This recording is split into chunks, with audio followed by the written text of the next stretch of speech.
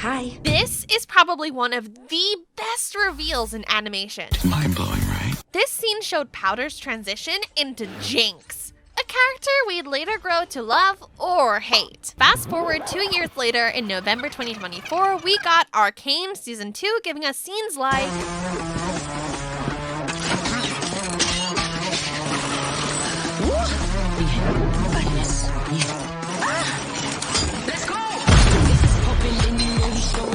probably one of the best animated fight scenes in all of animation. Take it easy now. Take it easy. Seriously, the choreography, visuals, and even the subtle parallels? A masterpiece. Then this? La plus belle des malédictions. De toi je devrais m'éloigner, mais comme dit le dicton, plutôt qu'être seul, mieux vaut être mal accompagné. Tu sais ce qu'on dit? Aww, isn't it beautiful? However, there's been so much debate about both seasons, with many choosing one season over the other. So, ladies and gentlemen, in this video, we tried to answer this lingering question. We'd break this down with cold, hard facts, highlighting 6 major areas, and you definitely don't want to miss the bonus one. Arcane is an animated adaptation of the League of Legends game. I knew that. I know you knew that. I knew that you knew that I knew. The game and animation are owned by Riot Games, who have always won so many animation lovers over with their teasers, cinematics, and soundtracks featuring and introducing various League of Legends champions. One of my favorites being the Awaken and Warriors cinematics, released in 2019 and 2020. I particularly loved this scene from Awaken, where Jin and Camille faced off.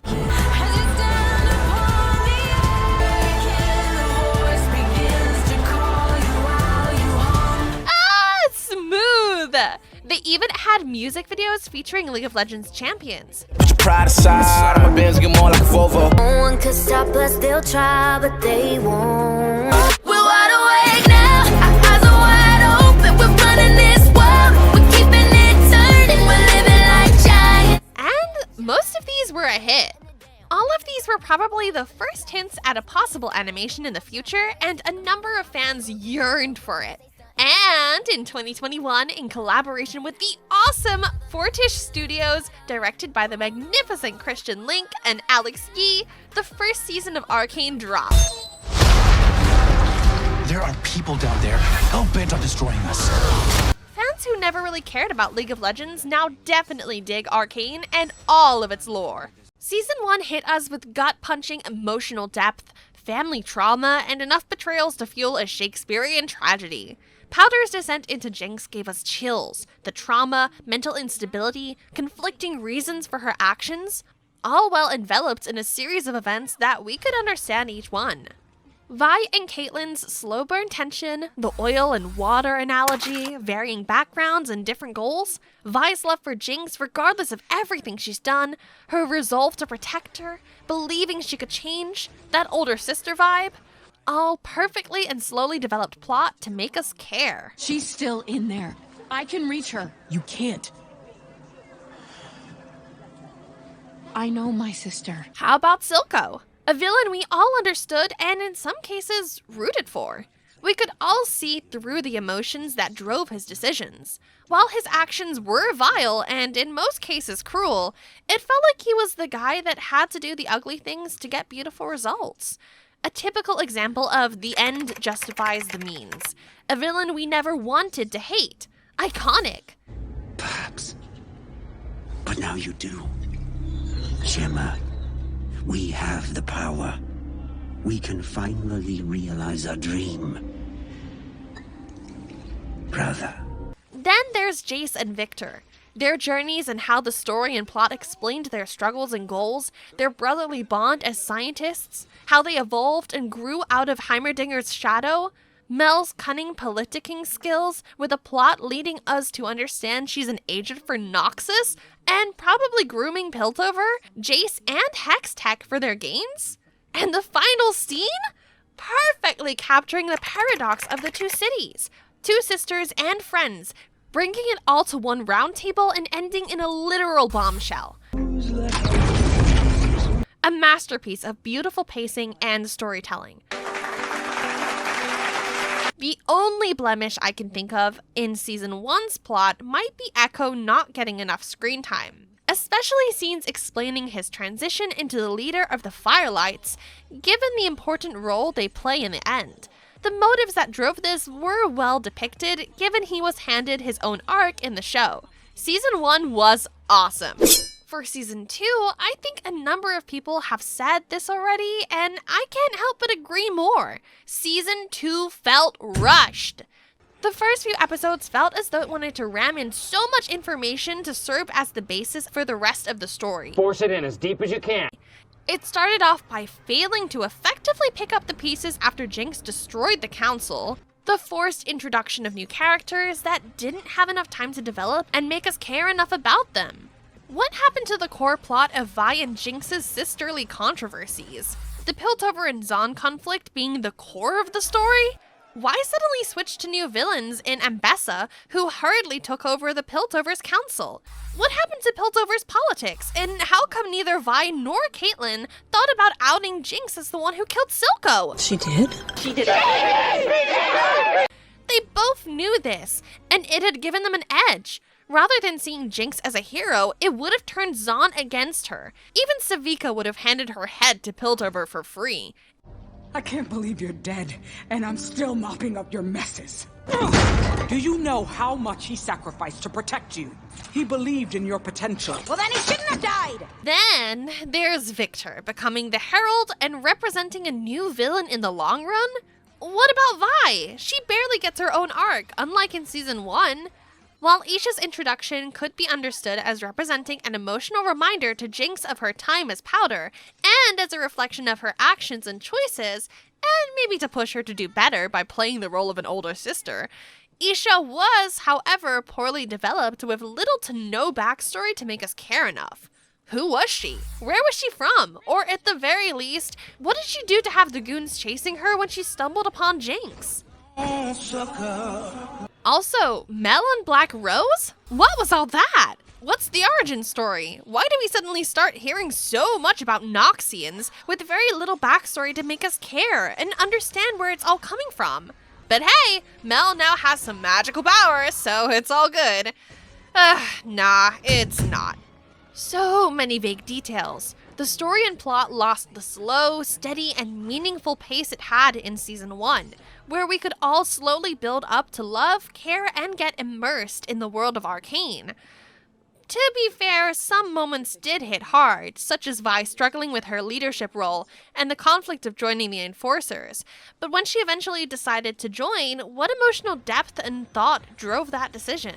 Maddie just gassing her up about how Caitlyn threw tantrums to have her enlisted?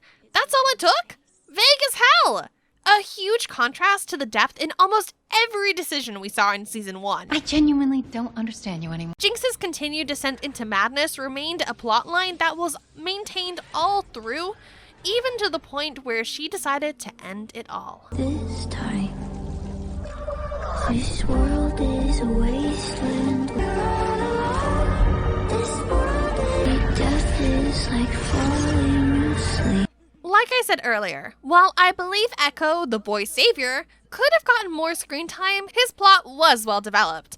I believe given his important role at the end of the story, they needed to show us every action he took to control time, and this was well established in Season 2. Probably the best plotline in all of Season 2. The pacing and depth were okay, though I'm sure we all would have wanted to see more of Ekko and Powder bonding. There's so much more we could talk about in this section that we could literally create a whole new video just for this, but I think the point has been made. So which season would you say had the best story, plotline, and pacing? We'll leave it to you for now. Okay, this is the point where you subscribe to our channel, please? Or we'd have Singed show up in your nightmares. I understand this must be painful. It will only get worse. I'm a sucker for great conversations, dialogues that come off as natural and not forced. Yeah, there's one thing I've learned about the council. They need more than just theories. Since when did you concern yourself with the council's opinion? Since I became a counselor. When? Why? Have they discovered how to govern with grease and a spanner? Haha. Interactions that have a solid impact on the plot, not out-of-place rhetoric to sound cool. Are you a Mexican or a Mexicant? I'm a Mexican. Good. Seriously? I'd rather have deliberate conversations and quotable lines better than Shakespeare's midlife crisis. Betrayal. That pain that feels like it'll eat you from the inside out can either break you or forge you into something greater. Arcane had it all. Arcane gave us lines and dialogue that had you rethinking your life's choices. If you want to be mad at me, but you're the one who always says we have to earn our place in this world. I also told you time and time again the North Side's off limits. We stay out of Piltover's business. Why? They've got plenty, while we're down here scraping together coins. When did you get so comfortable living in someone else's shadow? Deep. In Season 1, every line felt deliberate, poetic, and filled with meaning. It's crazy how the villains probably stole the show with some of the best quotable lines. Silco's monologues alone deserved an award. You see, power, real power, doesn't come to those who are born strongest, or fastest, or smartest. No, it comes to those who will do anything to achieve it. The only way to defeat a superior enemy is to stop at nothing, to become what they fear. And this quote by Singed deserves to be framed and hung on a wall. Loneliness is often the byproduct of a gifted mind. I must warn you, if you take this path, they will despise you. Love and legacy are the sacrifices we make for progress. This line here highlights one of the beauties of Arcane's dialogue. Nature has made us intolerant to change, but fortunately, we have the capacity to change our nature. This line by Singed goes in direct contrast to this line by Ekko. It's not enough to give people what they need to survive. You have to give them what they need to live. Ekko's quote stands in direct parallel to the quote by Singed, who is also a former pupil of Heimerdinger. To keep a large salamander-like creature named Rio from dying, Singed placed her on life support but confined her to a painful existence in a tube. Meanwhile, Ekko encourages his followers to have fun and look forward to small victories, because what's the point of surviving if you can't enjoy it?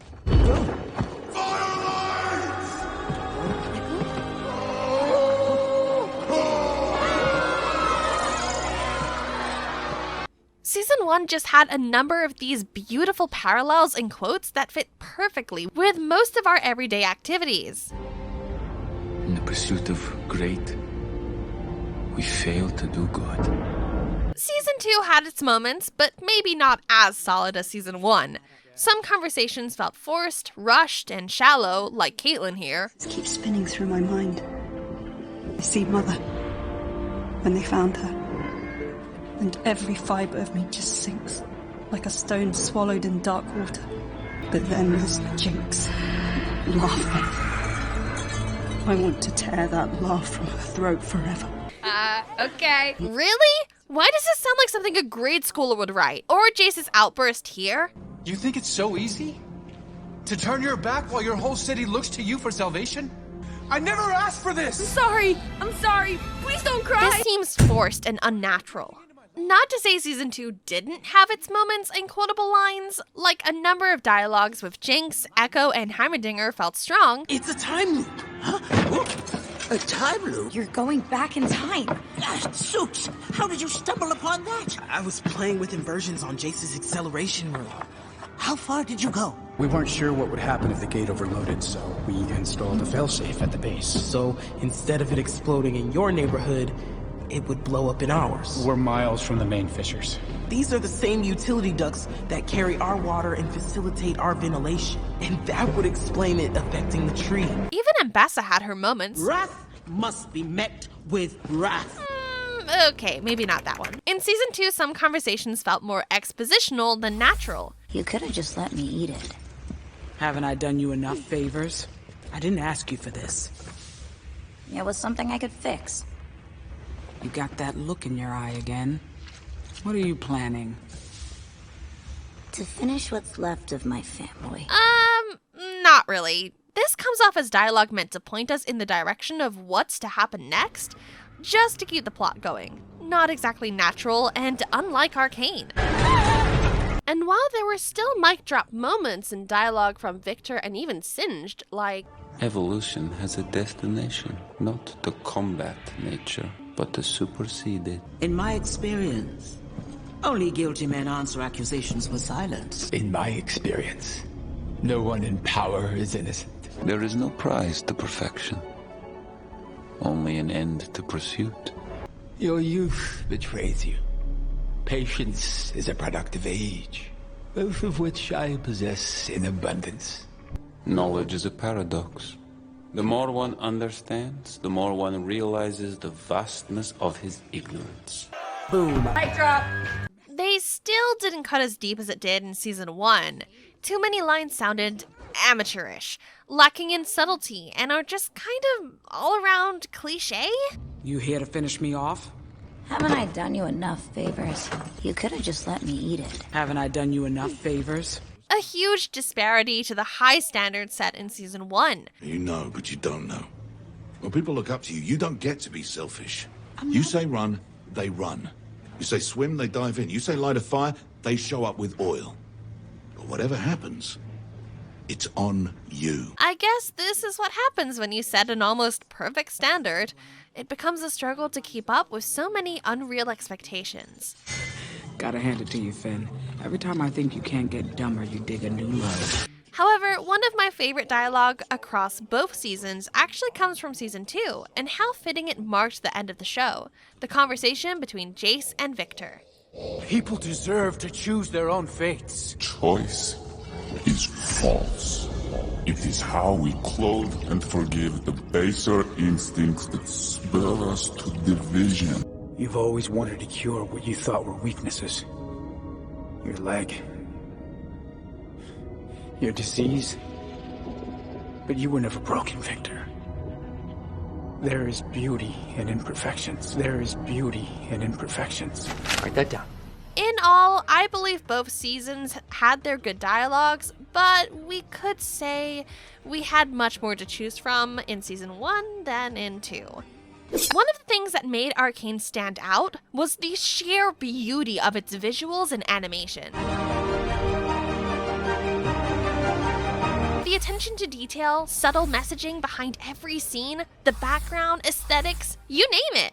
Season 1 looked like it was crafted by divine beings who dipped their brushes in pure liquid gold, who rather than just drawed, painted. I mean, literally. How do you texturize something to look like a painting?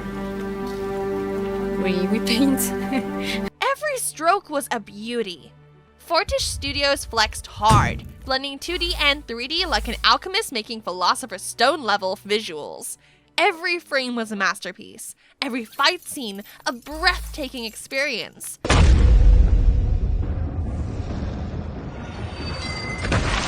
For instance, take the first episode in Season 1, where we got a first look at the world of Arcane and the attention to detail. This was followed by the chase around the Undercity, which gave us a practical and visually stunning look at the city. Every background had its details. The chaotic architecture, the tension, and the atmosphere all so magnificently captured.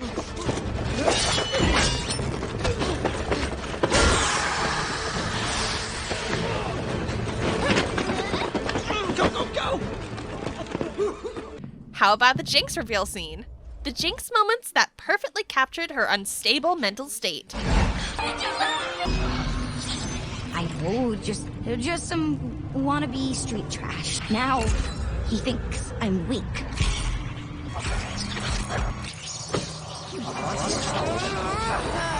I didn't lose her. They took her. She cares about the divorce from her son. Beautiful. Season 2 did an awesomely good job in maintaining similar standards with the visuals and animation, since it was produced by the same studio. However, we might say Season 2 didn't have that wow effect, albeit not due to a lower animation/visual quality, but probably suffering from, okay, we've seen this before, the curse of familiarity. I've seen this before. It lacked that jaw-dropping experience from Season 1. A few scenes felt less detailed in comparison to Season 1's meticulous world building. Nonetheless, Season 2 had some visually stunning scenes and excellent animation.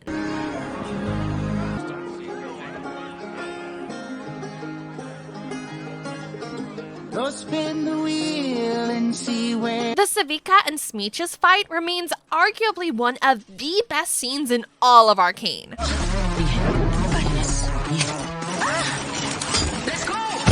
The scene where Isha died also had some of the best frame-by-frame sequencing, use of colors, and blend.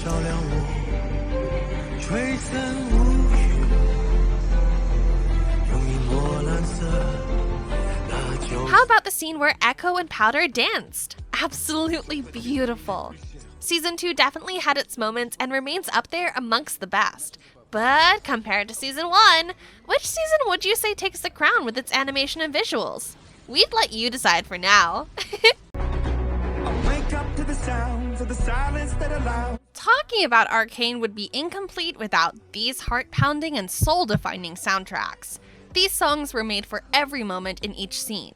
Every musical cue enhanced the emotional impact of its scenes.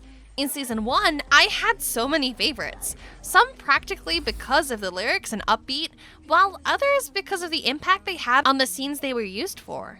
For ease, I'd just pick my top 3 to 5 for each season. In Season 1, I love the soundtrack Misfit Toys. I declare war on anybody standing in the way of what I dream for.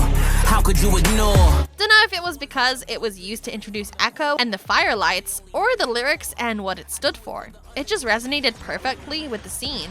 To stand against oppression, fight for freedom and the people.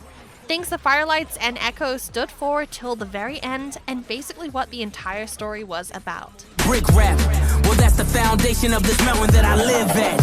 What Could Have Been was a soundtrack that captured the very conclusion in Season 1. So fitting as Jinx blew up the council when they just concluded on a peaceful resolution to grant Zaun autonomy. The peace that could have been, sisters that could have been, a father that could have been. And Dynasties and Dystopia was an awesome soundtrack that pumped up the vibe already built for the Jinx vs. Ekko bridge fight. The flashbacks that accompanied the scenes and the fight sequences that accompanied every beat slapped hard.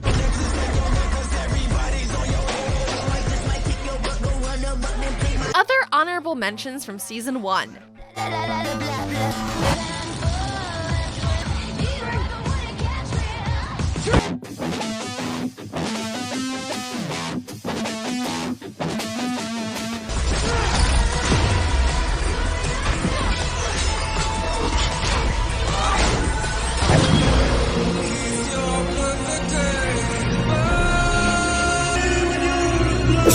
The music in Season 2 could definitely go head-to-head with that of Season 1, and with 22 songs to pick from compared to Season 1's 11, you definitely have your options cut out.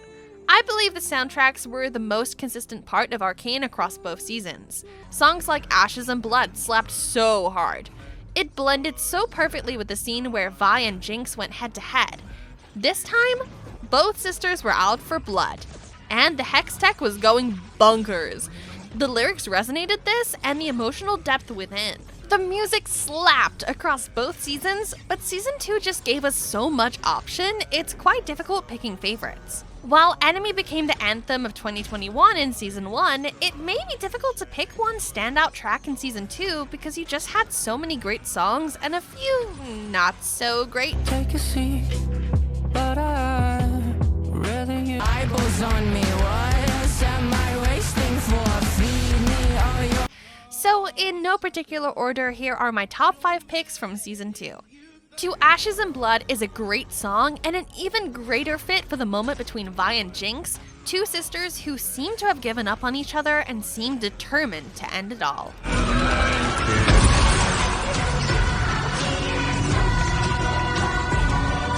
Heavy is the crown. Like the title states, it captures the moment when it all seemed to be falling apart, and Caitlyn needed to take the lead and take matters into her own hands as the new leader of the House Karaman. This is what you. I particularly loved this scene after the soundtrack played. Who let you in here? I am a decorated officer, leader of House Kiraman. Address me with respect, or keep your mouth shut.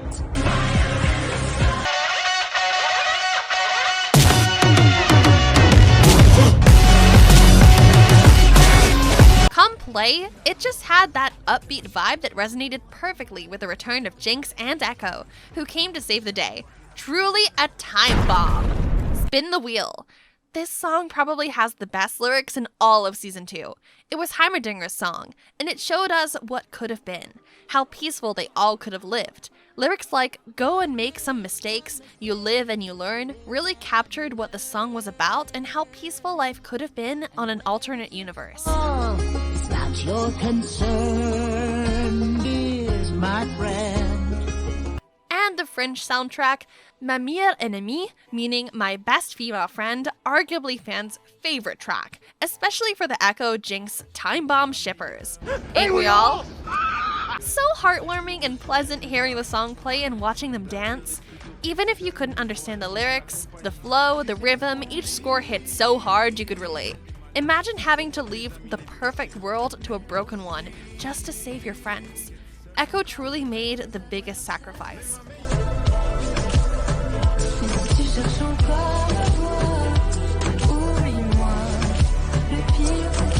Honorable mentions. Paint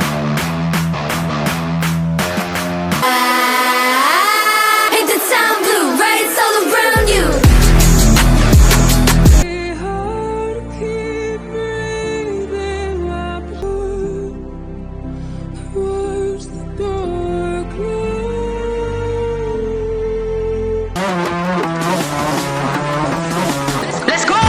If it's poppin', then you know we showing up. Bad beef from the east to you reppin', just